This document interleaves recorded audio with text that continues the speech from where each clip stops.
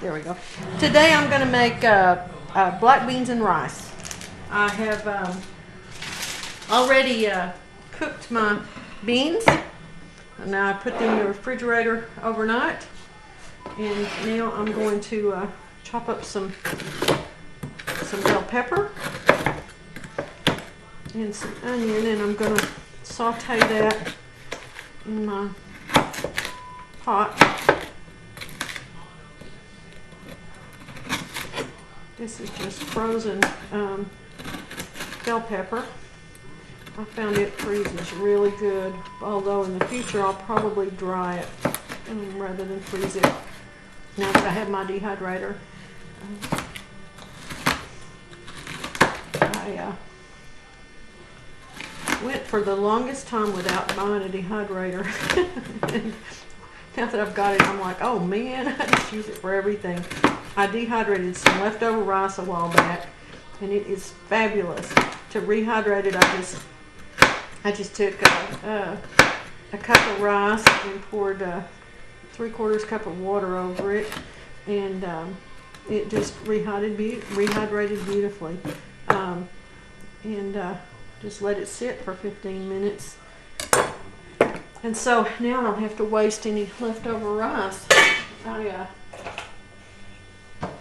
And it was so fast, you know, because so many times I don't have 50 minutes to wait for my rice to cook.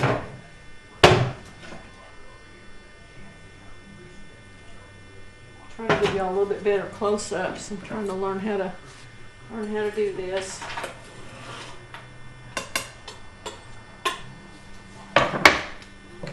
This is one of those dishes that we enjoy a lot.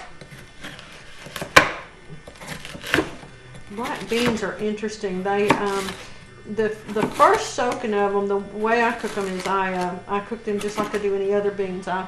I clean them. I go through and pick out any rocks from them, and then I soak them overnight in plain water in a bowl, and then I dip them out of that. You don't want to use that water because it may have a little sand in it, but from the dirt that was on the beans.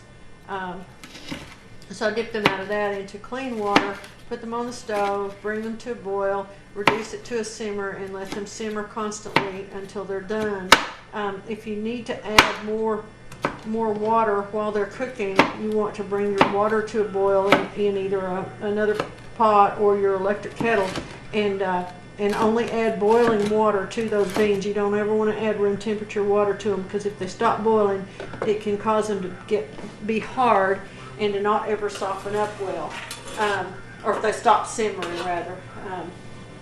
So if you're going to have to leave and they're not done yet, and you're going to have to cook them, you know, turn them off rather than put them into the slow cooker and let them cook there, and that way you won't have to stop them from cooking, because they never will soften up again. But what I was going to say is the cooking water from or not the cooking water, the soaking water from that first wash, I don't do fiber dyeing things, or I haven't yet anyway. But if you do, you can use that water. It makes a beautiful blue dye. It's not color fast, but you can dip white cotton into it, and it'll just turn the prettiest blue color, a beautiful country blue. You can use it with a mordant, and I think it makes a brown or a yellow dye. I'm not sure which, and I'm not sure. You know, you use vinegar, or if you use a salt or some of those other things that will make a mordant. It can make it color fast, but anyway, you might want to try that sometime. That way, it gives you a use for that water that you'd otherwise be throwing out. And it's just a beautiful, beautiful blue. I bought some sausage. We make black beans and rice with just any flavorful sausage that we happen to have on hand. I've done it with German sausage. We've done it with chorizo. We've done it with Cajun sausages, so whatever we happen to have on hand is what we'll use. I bought this. I had never seen it before. Longaniza. It was right there. I was buying some chorizo, and it was right there next to it. And it looks like a kind of a cured chorizo. I tried to look it up on the internet, and it's like everything else. There's a Spanish version, there are South American versions, and then there's Mexican versions. And so I'm assuming this is probably the Mexican version, which is kind of a spicy sausage, kind of like Mexican chorizo. So I'm pretty excited to get to use something new. We love trying new things, so this is kind of fun. I've got my vegetables in there cooking, and open that up. I am sauteing all these in the same pot that I'm going to be cooking this in, because I don't want to lose any of that flavor.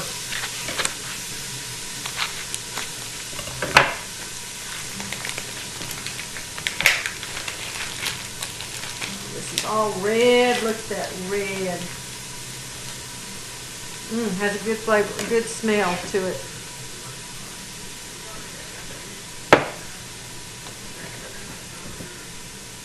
Now, it's a lot like a chorizo in that it's loose and it's in natural casings, but it's soft in there. It doesn't look like it's not like some cured sausages, that would stay together. See how that's flaking apart because of all of the fats and things in it. This is going to be so good. Oh, I can't wait. Gonna taste. Oh, Paul, you're just gonna love this dinner tonight. This is turn my fire down a little bit here.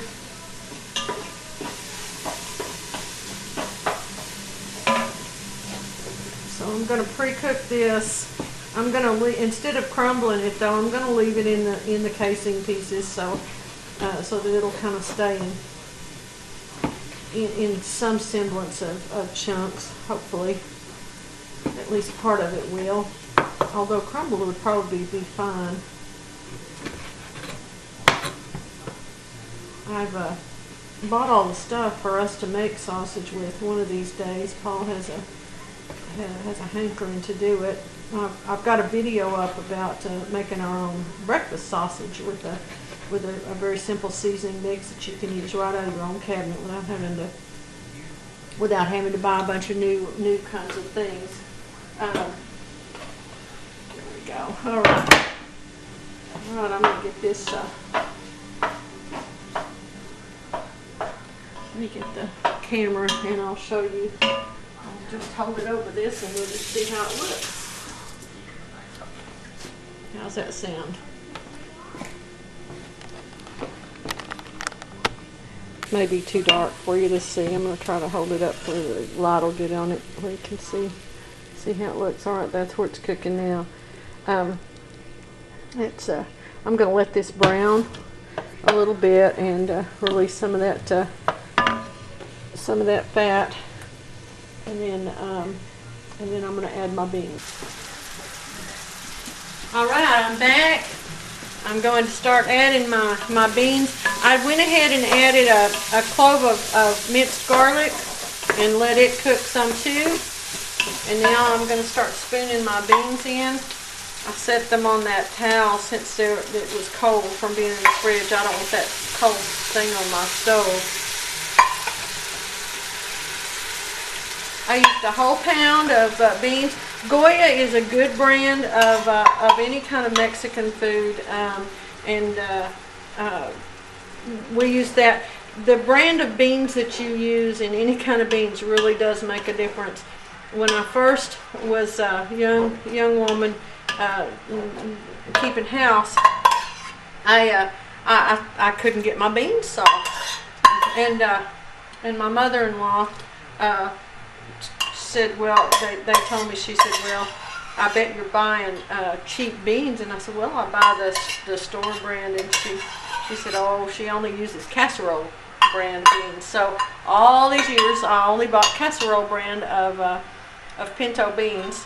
Now the store brands today are pretty good, but I've recently found there's a local market called Cullen's. It's a local vegetable market, and they carry dry bulk beans, and their pintos are some of the best, most tender that we've ever had. And so I will definitely be buying my pintos from them from now on. But Goya is a good brand, and their beans, their black beans are great. They're still fresh enough that they'll tender up real good for you. Now I'm also going to add some, now that I've got the beans in there, I've got some oregano that my friend Deborah raised that I got from her. I'm going to add about a teaspoon of that. There we go. And all right. Now I'm gonna let this cook for while the rice cooks. I've started the rice, so it needs at least 45 minutes or an hour, and it'll be all tender and tasty because everything's pre-cooked now. So I'll show you the finished product when it's done. Cuban black beans and rice with Longaniza sausage in it. Looks really good. I can't wait to dig in. All right, thank you so much.